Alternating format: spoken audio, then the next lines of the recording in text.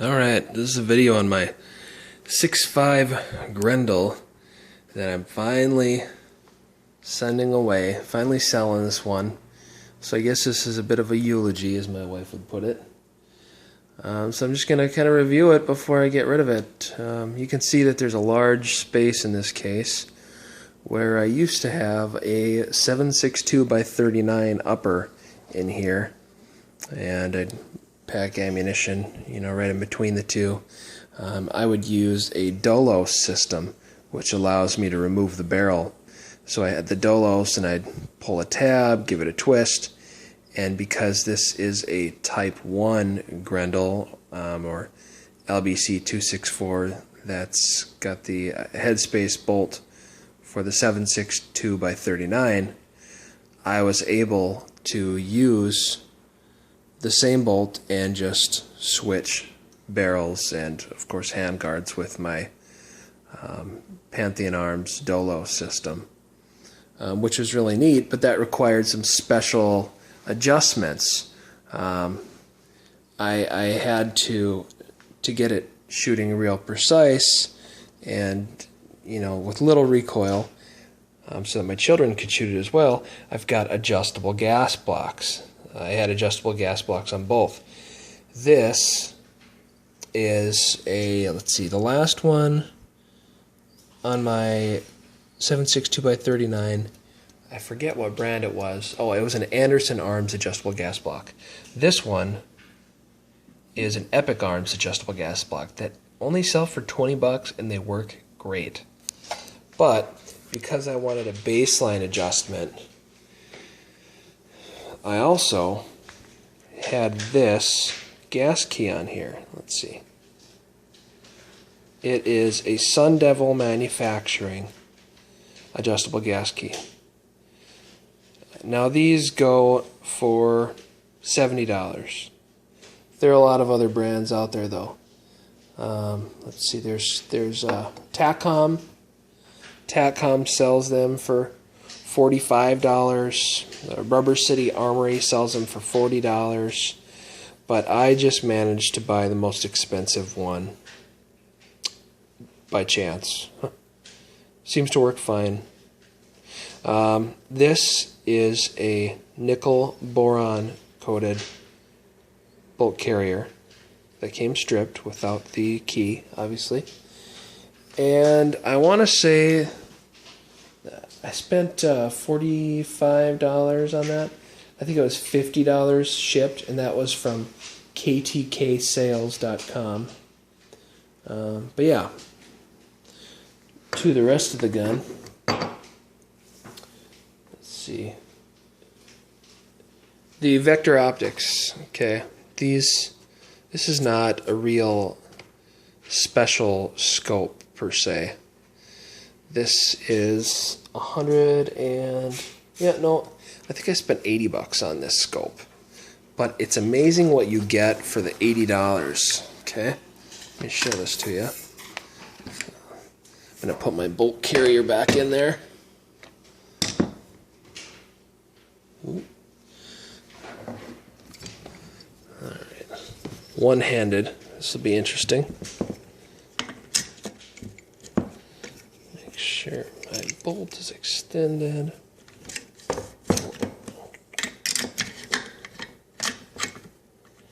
Oh, stop that.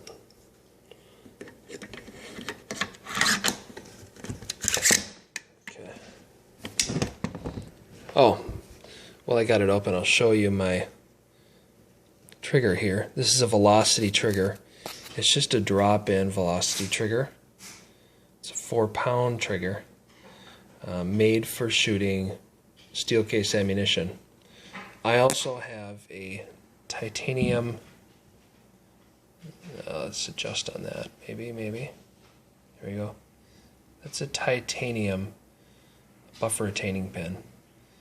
And I like that just because, I'm running higher pressures with 6.5 Grendel, and so yeah, it's just an added safety feature, if you will. So, anyways, back to the optics. You can see it's tack vector. It is a 10-40 scope by 50mm adjustable objective. There's settings for 30, 50, 100, 200, and then infinity. And again, I spent 80 bucks on this. I put flip-up caps on there, and those cost me, I'm going to say, like $3 a piece on eBay. Guys, I built this gun for so cheap, it's amazing. Let's see if I can even let you look down the scope.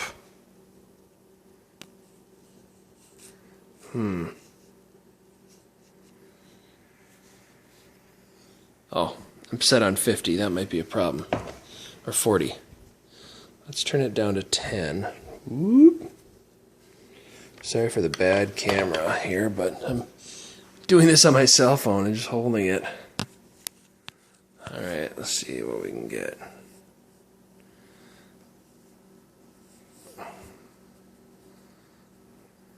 Anyway, so you can see the reticle at least. It actually does give a really good picture, but not sure how guys do that on their cell phones. So, there's that. It's got a fast pull on the charging handle. I love these. Now, I've got side charging ARs. I've tried a couple different brands. I've tried many different extended charging handles now, and these are actually my favorite. These fast pulls, I think I was spending $35 a piece when I first got them, but I managed to find them for $16 a piece. So I ordered a couple of those and put one on here. It's great. I like it for in the winter when I'm coyote hunting. I can just stick my finger in there, even with my gloves on. I charge it just fine. I did have a folding stock adapter on here, but decided to take it off just to save some weight because I am sending this gun off. It is for sale now, or I should say sold. And I'm sending it off to Kentucky, so I'm sending it off to some FFL there, as per state law. Don't want to get dinged for sending it right to another individual. Anyways, let's see. I've got the Magpul bad lever here. I've got the retaining pins in there. On the other side, you'll see that I've got the Odin Works XMR2 extended magazine release, and so I've got it. I put these retaining pins in here in this bar because it manages to give me just the right amount of travel to release the mag. No more, no less energy. It's just right on point. This is the Strike Industries pill style cover, ejection port cover. I really like these things too. I put them on all my guns. There's some things I like to put on all my guns. One of them, if I have these basic mill stocks, is I put these, what are they? GTG is the brand, I believe. GTG Arms monopod GMG, that's what it is. GMG tactical monopod stock recoil butt pads that are adjustable, and they're 20 bucks. I'm going to put this on pause and I'm going to show you how it works. Alright, so there she is with a bipod on there and the GMG tactical adjustable monopod. Now with one hand I'll try to show you how this works, but basically you just give it a little spin. Give it a little spin, and this adjusts the heights. It allows for fine tuning when you're trying to get that shot just right. And I don't really ever shoot with a bag. I just try to take my body out of it as much as possible. what's neat about this is because it allows you to front load it. It allows it to front load a little bit differently. What you're going to want to do when you're reaching out on those long shots. Oh, I realize I've got this on backwards. Anyways, I just threw it on here, but it's on backwards. Anyways, I can still front load with it like this. You just front load your weight a little bit, you lean into it. But what I like to do is just loosen my grip a little bit. And on this trigger, with the way that the gas is, with the short reset on this drop-in velocity trigger, if I just loosen my grip for whatever reason, I get double taps. I know it has something to do with the short reset. Maybe in the comments somebody wants to clue me in. But hasn't done it with other triggers, but it does with my 4-pound velocity trigger with a short reset. Now, when I saw I did that, I thought, wow, that's really cool. And it actually, well, I was getting, as good as 1 1/4 inch groups out at 300 yards. Now, the reason I'm giving you that measurement is because the posts at my range for 100 yards are completely shot out by somebody. Thanks, guys. But I'm shooting at 300 with this and was able to get 1 1/4 inch even. And with the double taps, I'm maybe getting a 5-inch group. They shoot so rapidly. It's really cool. But anyways, I wouldn't call it a malfunction. I'm going to call it a bump fire is what's happening, I believe. Because it is just a drop-in trigger, and it'll fire fine if I give it a tight grip. And it'll give me single shots. So anyways, I guess I'm going to go over the rest of this gun. I forgot to go over the bolt. The bolt is just a Soda Arms, which is made right here in Minnesota. I love Soda Arms. I love their barrels. I love all the things they make. I've actually got a 204 Ruger that has a Soda Arms barrel that's super accurate. So is this gun. Starting at the muzzle, I've got a 6.5 Grendel brake, so it is made for this specific caliber. You tend to pay a little bit more because it's threaded in 5/8 by 24. Some guys will use a 7.62 brake. I opted for a 6.5 brake.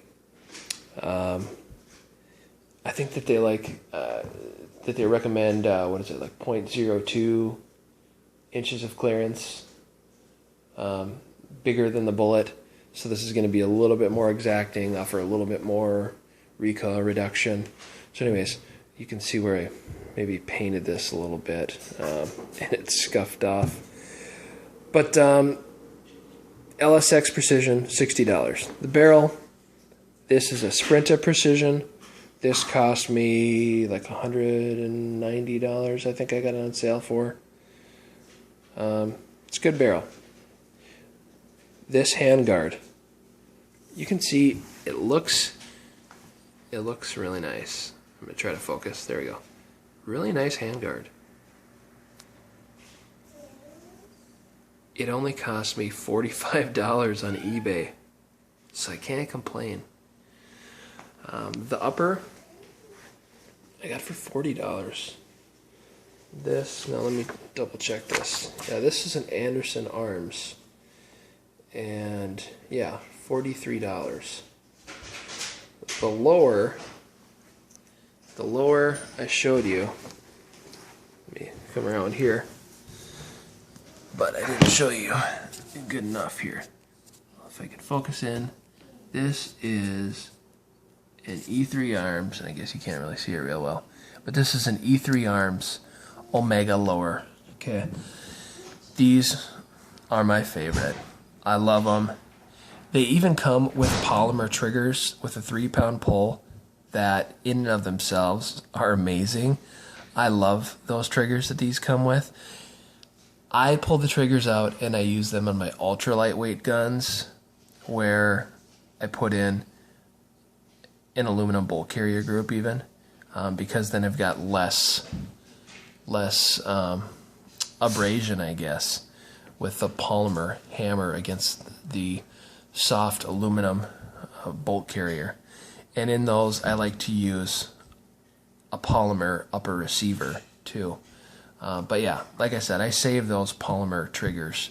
This even has a polymer buffer tube, but with how I've come to slam my buffer tubes around, I'm not going to be saving this buffer tube.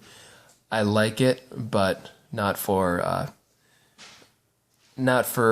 one that you're going to be going out in the boonies with, and might have to operate in real cold and dirt. Maybe you need to do some blows with the stock. I'm just not going to do that on a polymer buffer tube. Anyways, this thing cost me maybe $130 tops. They were selling online for $99 at one point, and I love them. I've tried other polymer lowers because I like the weight savings.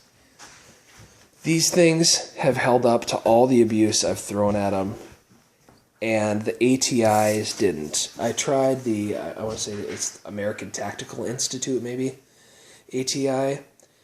I think they're called the Omnis, the Omni lowers.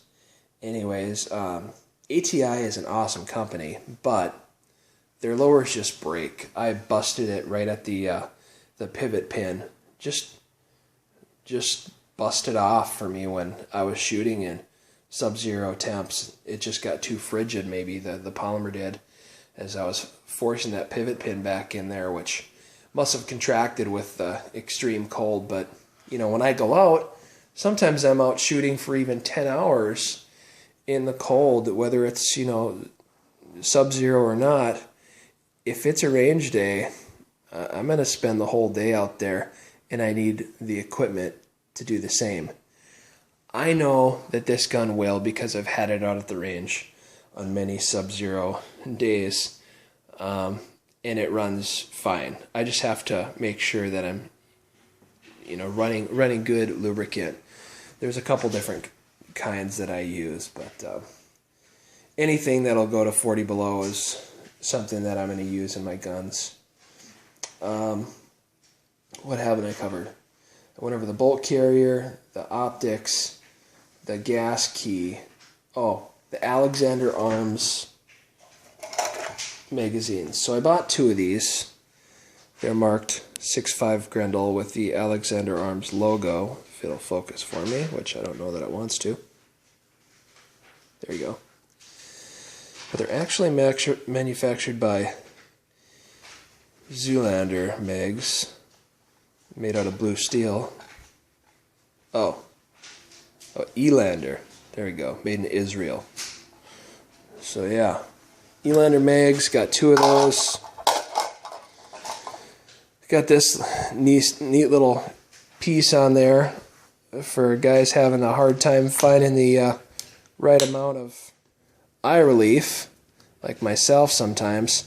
If I'm putting this thing out to 40 power and really trying to stretch my shots out, I find that it helps me to put this on. I get the exact amount of eye relief that I need, and I'm not worried about dinging my eyebrow. So there we go. And you still get a nice picture, which of course we're not going to be able to see here, but it works just fine. So there's that, and then I'm sending this off to the gentleman with a bore snake. I love these things. They're so easy at the range. And then all the little wrenches that fit this gun and all of its many little pieces. So yeah, we talked about some of the different unique things about this gun. Originally, this was 2 guns. That's why there's the extra space here, because it had the 7.62 by 39 upper along with this same gun. And of course, I sold that 7.62 by 39. Needed to get rid of it to make room for some more equipment.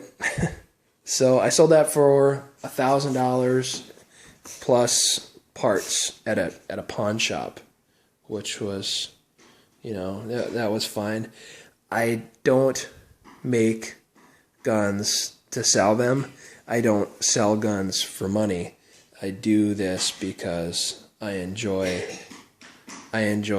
the process. The last things on here would be my Plano case. I'm not sure what these are selling for right now, but I got this for less than $60 on eBay at one point. And it's the TSA style. It's got the locks on the end, 3 in the middle, so 5 latches in all. I shouldn't say locks on the end, but latches. And then there's a lock here and a lock here. I'm sending it off today in the mail via UPS. I guess if you send a handguard, it has to be like United States Postal Service, I believe is what they said. No, it needs to be like FedEx Air or something in my town. But here, I can send a rifle via UPS, but here it's only open from 4 to 6 because I live in a very tiny town. So, yeah, 4 to 6 is all I've got to send this thing off today. And I just took $900 for it, which again is a loss, but it'll allow me to pay for some other things, and I don't want to have this online for forever, so I'm saying goodbye to her today. This is Chris. I'm out.